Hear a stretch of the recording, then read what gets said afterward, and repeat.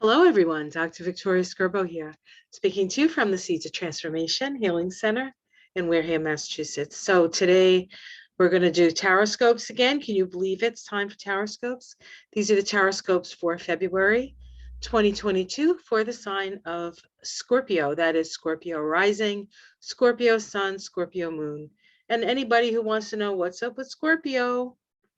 All right. So we're going to look at the astrology first. We do start the month with a new moon, just like we did in January. We started with a new moon in Capricorn, and now in February we start with that new moon in Aquarius. Now, the new moon is very close to Saturn. A few days later, the sun makes its conjunction to Saturn, its annual conjunction to Saturn, and so there is a serious note to this first week. We do start the month with Mercury retrograde, pretty much almost standing still because by the third it stations and turns direct. And so things start to move forward, albeit slowly through February for all of us. Specifically for you, that new moon in the sign of Aquarius is in your fourth house. And so your fourth house is your house, your home, your family, home and hearth, as it were. It's also um, a house associated with the soul, like your the soul of who you are. It's connected to the mother. It's where you sort of plant your feet on planet Earth, and so there's an intimacy and an understanding that that energy of that fourth house requires.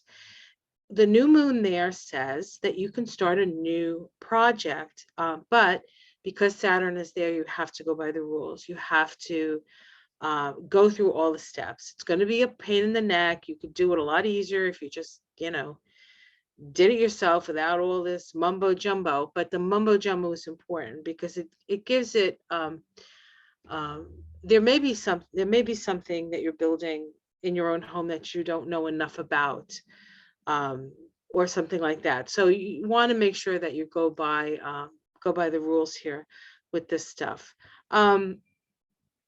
We have a conjunction of Pluto and Mercury. This is the third of three. We had one at the end of December, one towards the end of January, and this one on the 11th of February. It is all happening in Capricorn. It all happens in the latter degrees of Capricorn. For you, Capricorn is your house of your neighborhood, your siblings, school, things like that, grammar school, your grammar school friends, your cousins, right? The people that you hung out with when you were a kid. This was your environment. Um, and this is sort of maybe a deep reminiscing or a deep remembering of those connections, transformation in the way you think about a sibling, perhaps. Um, all kinds of possibilities there, all kinds of possibilities there. It's a time of depth and deep thinking. And for some people, that deep thinking can be scary. But actually for Scorpio, that's where you live. So this isn't really any different than any other day, because of the intensity of your mind when you're a Scorpio, how you, or you have, Scorpio prominent in your chart, or you even have a lot of Pluto connections, Pluto being the ruling planet of Scorpio. Um, there's always this deep need to know and get to the bottom of things. So it's like detective work, and it's just like, yes. And it's just like now everybody's a detective. Or everybody has the capacity to detect some things. And the detections that you're going to detect are going to be right in your own backyard. They're going to be right there, right out the window. You'll see it. Okay, we have a full moon in the 28th degree of Leo, with the sun at 28 degrees of Aquarius. Of course, full moons are oppositions of the sun and the moon. We bring awareness to a situation, again, this is activating the 4th and the 10th house for you. And so it's family stuff. It's family stuff. Family stuff is getting activated. Family stuff is getting uncovered. And so, to some it will be a shock, to others it'll be like, yeah, I knew it all along. So it's not, doesn't necessarily mean that it's a negative thing, just that, the light is going to be shown. The light is going to be shown. We also have Venus and Mars making a conjunction on that day. Let me see, when's the Venus Mars? The Venus Mars actually makes a conjunction before the full moon. So it comes together before we have that full illumination. But that is happening in Capricorn, 17 degrees of Capricorn. Venus and Mars are the two planets that, deal with relating. And so Venus is the feminine energy moving in, yin. Mars is yang, energy moving out. Well, they're in Capricorn, so Mars kind of has the upper hand for that, which you might like, because as a Scorpio, you're not only a Pluto ruled sign, but you're a Mars ruled sign. So whenever Mars is in its exaltation, it's good for you guys. It's good for you guys. It's good for you guys, whether you have good intentions or bad intentions. So I always say, and I've only ever met Scorpios with good intentions, because, you tend to attract the kind of people that you are. And so I'm not going to, I don't attract nefarious characters, because I'm not a nefarious person. So, like meets like, I guess you could say in that case. So I usually meet these really cool, deep, deeply funny Scorpios. I have a cousin who's got 4 planets in Scorpio, and he is one of the funniest bastards. He's always laughing, and it's just like observations about human nature, that he just has to laugh about. But funny bastard, really. Great person. Oh my God, love him with all my heart. Anyway, he's related to me. He's a cousin. I won't mention his name to embarrass him. I won't do that. The sun, of course, starts the month moving through Aquarius. So the sun is moving through that 4th house. Maybe you're looking around at your house and saying, gee, I wonder what needs to be fixed, because, of course, Scorpio loves to redo everything, like redo it, reuse, they're great. You guys are great at recycling and making old things beautiful again, and making them hip, or making them, like, hey, that looks really cool, like that. It's not like just grandma's old furniture. So you guys have a capacity to do that, which is really neat. All right, what else is going on here? There was something else I wanted to mention. Oh, yeah, Venus and Mars make sextiles to Neptune, first Mars and then Venus. And these are 300-degree sextiles, so they have the energy of Aquarius. And so you're taking like Venus and Neptune, and of course Neptune is the higher octave of Venus, so there's simpatico there already. And then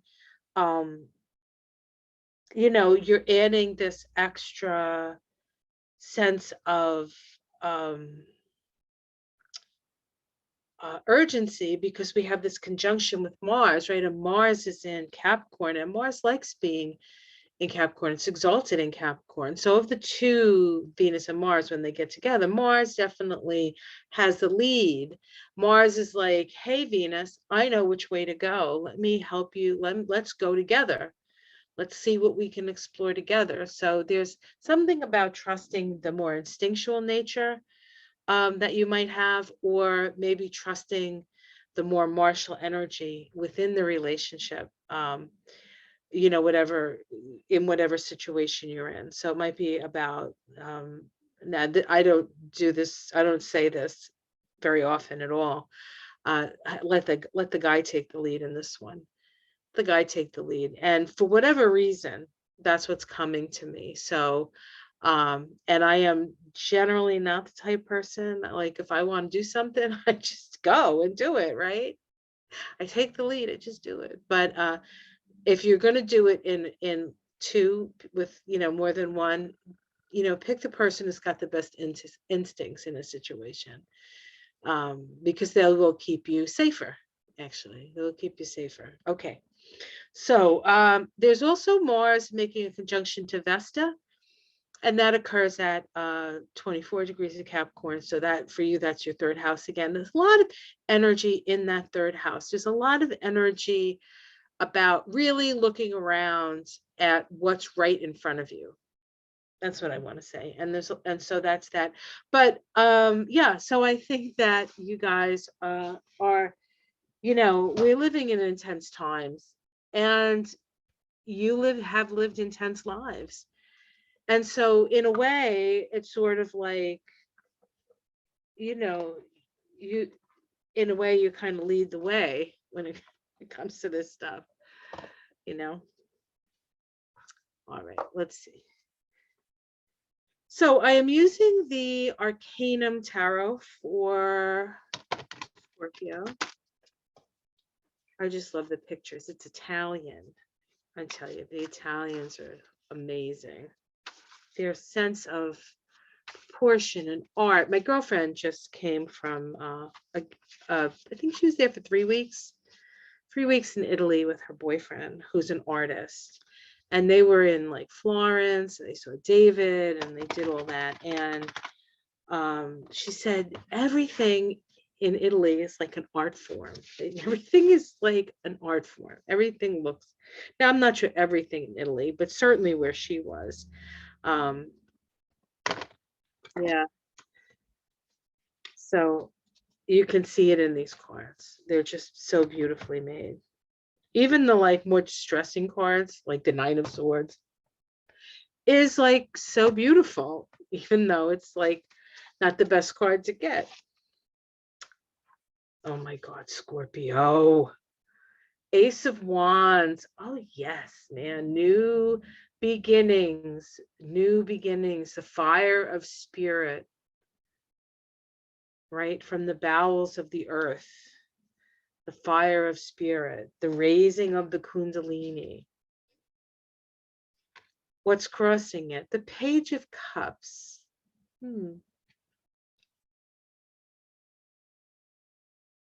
Let me continue. Let's at the bottom, the Nine of Pentacles.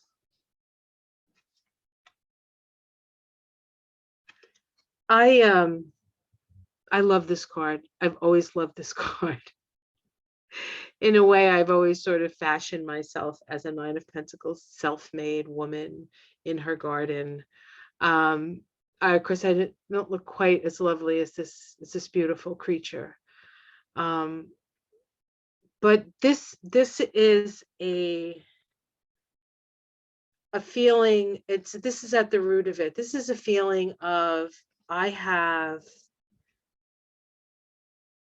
done my work. I have earned my keep. I deserve all the things that are in my life. In the past, we have the Eight of Swords. So you had to face a truth. Now, I'm not going to say a harsh truth because I don't know. It could have been the truth you've been waiting for. But a truth came and an action was taken. A decision was made. Let's see what's in the sky.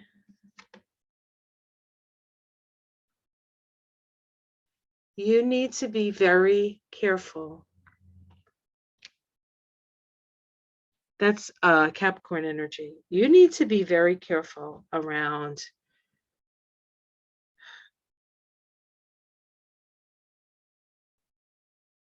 okay, this is what I want to say, Scorpio. Now I understand. You have a great something, idea, project, something.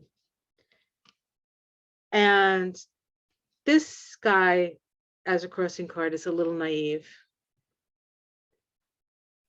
There are people out there that may want to control your fire or profit from your fire, from your creativity. You just have to be aware. They will promise you things that you want, but you have to be aware of how they tether you. So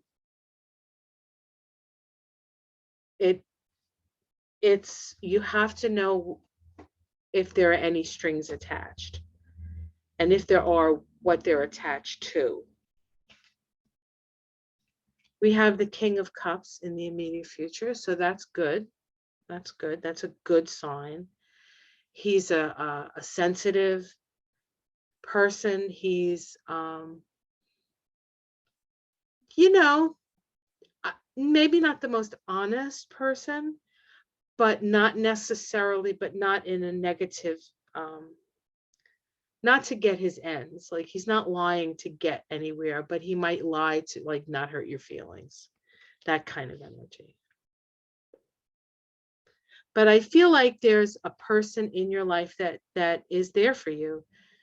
And it may be that you need to, like, if you're in a situation where you're putting something out there, or, somebody's, saying, oh, you work for me, you do this or whatever, talk to people about it. Don't like keep it to yourself. Run it by people that you can trust. And of course, you're Scorpio, you know who you can trust.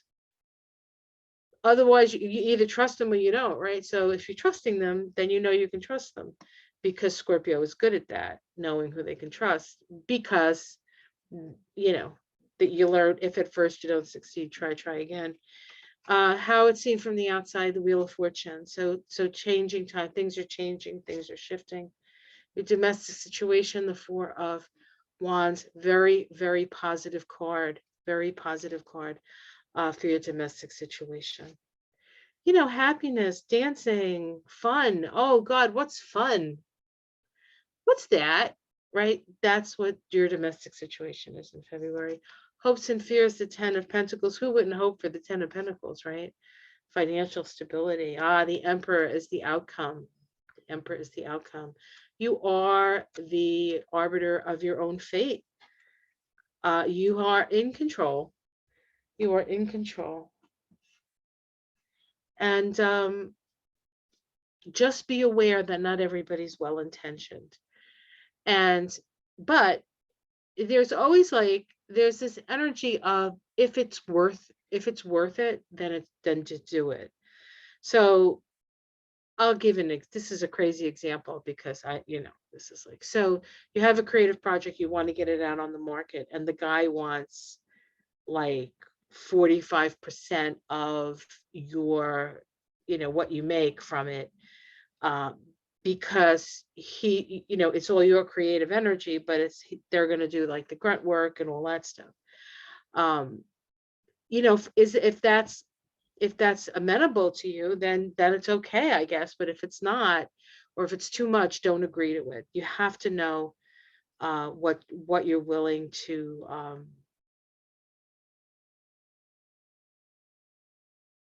you have to know what you're worth, and then what you're willing to spend to do better. There's an old adage in business: to make money, you have to spend money. And to a certain extent, it's true. You have to keep reinvesting in your business in order for your business to grow and sustain itself, and not just peter out. So it's the same thing, Anyway, you guys are going to do fine. I mean, life is crazy, and Scorpios are like, filing their nails. No, not really. I know it's been hard for all of us. I'm just teasing you guys. Can I do that? Yeah, good Scorpios have a good sense of humor, so it's okay. It's cool. I hope. All right, guys, take care. Have a great February. like and subscribe. And if you would like to check out my what kind of readings I do, they're on my website. And there's examples on this channel actually of the type of readings I do. I should probably put something up just so people can like directions to the channel or something, like what's actually on this channel. So that might be something I do. Thinking like a Scorpio. So if you would like to have a reading with me, you can purchase one.